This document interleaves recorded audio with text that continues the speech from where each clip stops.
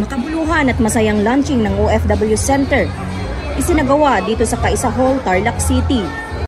Pinasinayahan ng pamahalaan ng Tarlac City ang pagbubukas ng bagong Tarlac City OFW Center para tugunan ang mga pangangailangan ng mga Tarlacenyong overseas Filipino workers na naganap sa Kaisa Hall, Tarlac City. Ang naturang aktibidad ay pinangunahan ng City Government ng Tarlac sa pamumuno ng aktibong mayor na si Honorable Christy Angeles.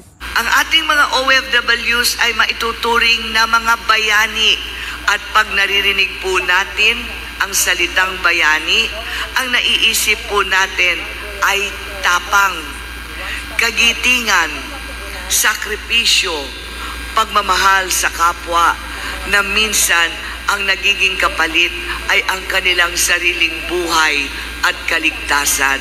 Ang proyektong ito ay magsisilbing one-stop hub upang matugunan ang mga pangangailangan at mabigyang suporta ang ating mga magigiting na OFW.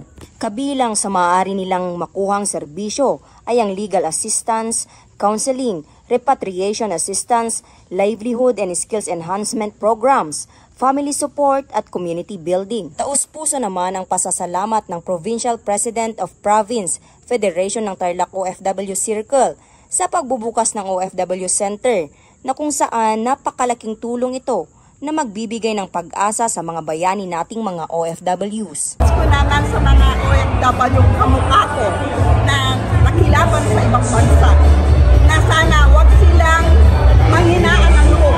Nandito tayo ang magkasama-sama na sinasabing bayani tayo noon hanggang ngayon bayani pa rin tayo.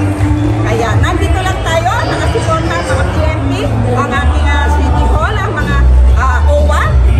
Ito po ay para sa atin.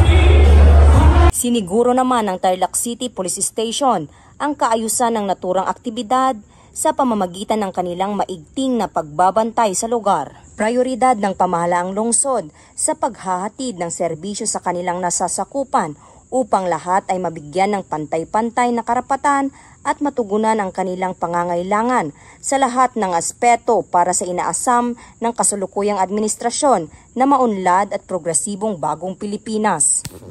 Mula dito sa Kaisa Hall, Tarlac City, ako po ang inyong PNN correspondent, Patroluman Maria Ella Garcia, alagad ng batas, tagataguyod ng Balitang Pulis.